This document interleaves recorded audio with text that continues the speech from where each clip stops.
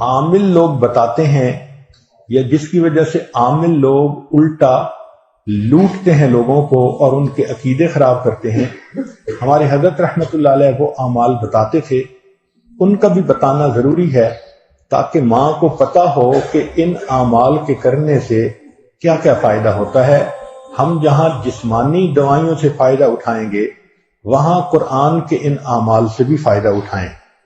ہمارے حضرت رحمت اللہ علیہ فرماتے تھے کہ جب کبھی رات کو نکلنا ہو ویرانے میں، جنگل میں، اور یہاں تو جنگل میں جانے کا بہت زیادہ رواج ہے، تو فرمایا کرتے تھے کہ شام سے پہلے اگر پڑھ لیا جائے چند مرتبہ سلام علی نوح فی العالمین، سلام علی نوح فی العالمین، تو اللہ تعالیٰ سنیک بائٹ سے یا اسکارپین کی بائٹ وغیرہ سے بندے کی حفاظت فرماتے ہیں۔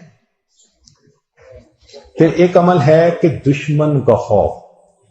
فرض کرو بچے کو کسی بندے سے ڈر لگتا ہے، یا آپ سفر میں جا رہی ہیں اور آپ نے ایئرپورٹ سے جانا ہے تو کئی مرتبہ پولیس کا ڈر اور امیگریشن کا ڈر، کسٹم کا ڈر، یہ یا کسی حاکم کا ڈر، تو کسی بھی بندے کا ڈر اگر ہو تو ہمارے حضرت رحمۃ اللہ فرماتے تھے کہ قرآن مجید کی آیت ہے سورہ یاسین میں وَجَعَلْنَا مِن بَيْنِ أَيْدِيهِمْ سَدًّا وَمِنْ خَلْفِهِمْ سَدًّا فَأَغْشَيْنَاهُمْ فَهُمْ لَا يُبْصِرُونَ۔ اس کو اگر پڑھ کے آیت کو اس بندے کی طرف پھونک دیا جائے، اللہ واقعی اس بندے کی آنکھوں پہ پردے ڈال دیتا ہے اور وہ بندے کو تکلیف نہیں پہنچاتا۔ ہم نے اپنی زندگی میں ہزاروں مرتبہ اس آیت کو پڑھ کے آنکھوں سے اس کا فائدہ دیکھا ہے۔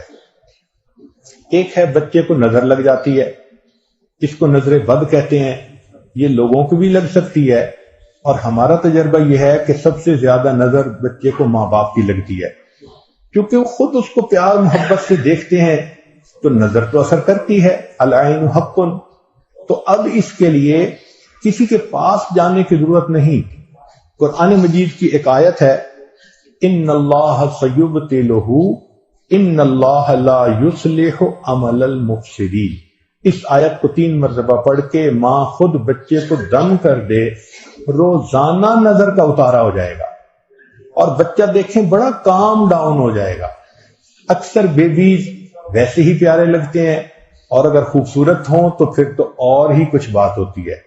تو بچے کو رات سوتے ہوئے یا صبح اٹھ کر اگر یہ آیت پڑھ کے 2 دفعہ 3 دفعہ دم کر دیا جائے تو بچے کے اوپر سے بری نظر کا اثر ختم ہو جاتا ہے۔ ایک ہے کہ پڑھنے والے بچے اسکول میں اچھا پرفارم کریں، اچھے نمبر لیں، گریڈ اچھے لیں، ان کو جو چیزیں یاد کریں وہ یاد ہو جائیں۔ اس کے لیے قرآن مجید میں الم نشرح لک صدرک ایک سورت ہے، وہ بچے کو یاد کروا دیں اگر بچہ اس عمر کا ہے، اور وہ بچہ پڑھنے سے پہلے، اسٹڈی کرنے سے پہلے، چاہے کلاس میں ہو، چاہے ٹیوشن میں ہو، چاہے ہوم ورک کر رہا ہو، الم نشرح لک صدرک سورت کو پڑھ کے اپنے سینے پہ ایک دفعہ پھونک دے۔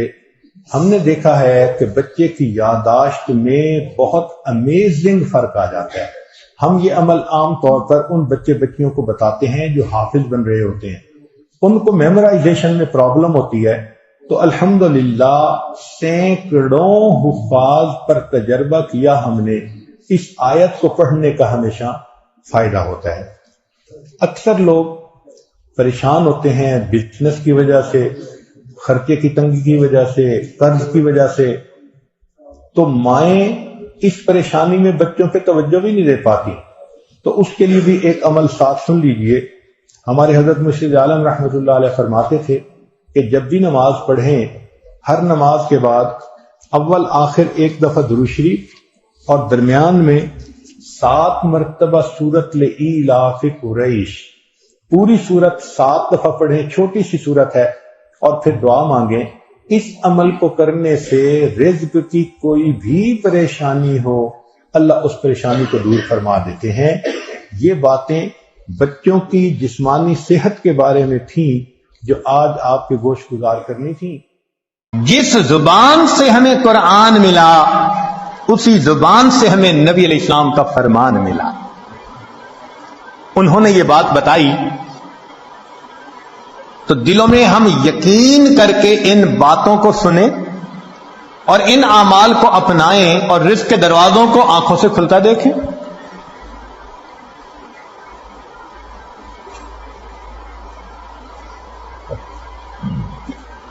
رزق کی پہلی کنجی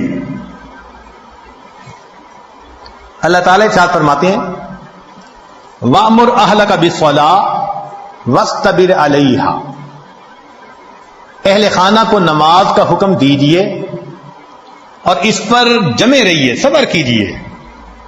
لا نسألک رزقا، ہم آپ سے رزق نہیں چاہتے، نحن نرزقک، رزق ہم پہنچائیں گے.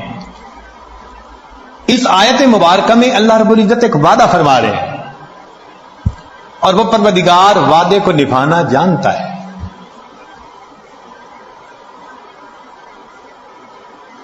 تو معلوم ہوا کہ جس گھر کے سب مرد عورتیں اہتمام کے ساتھ نماز پڑھیں، ایک ہوتی ہے گنڈے دار نماز،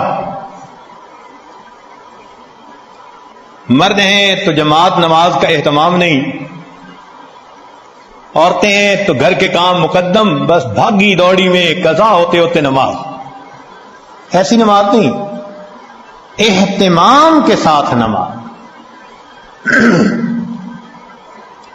تو جس گھر کے سب لوگ اہتمام سے نماز پڑھیں، یہ نہ ہو کہ عورت کھڑی تو مصلی پہ ہو جائے اور ہاتھ باندھ کر کپڑوں کی آپس میں کلر میچنگ کر رہی ہے، مرد مصلی پہ تو کھڑا ہو جائے اور گلی بازار کی سیریں کر رہا ہو. ایسی نماز نہیں.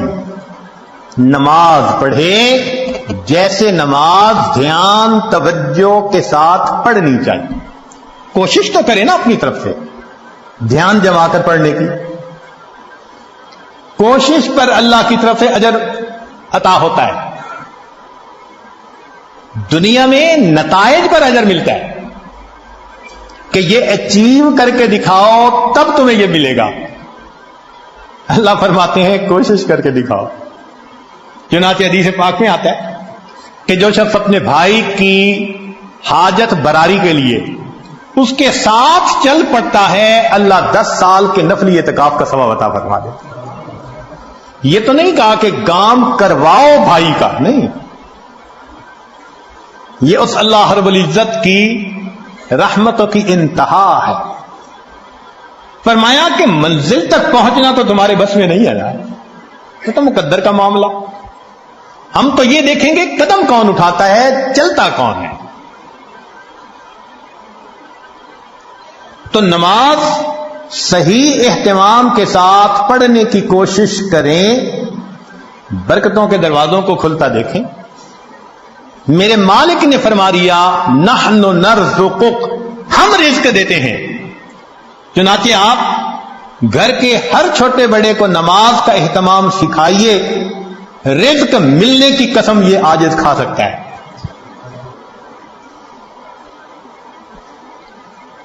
ماسٹر کی ہے رزق کی،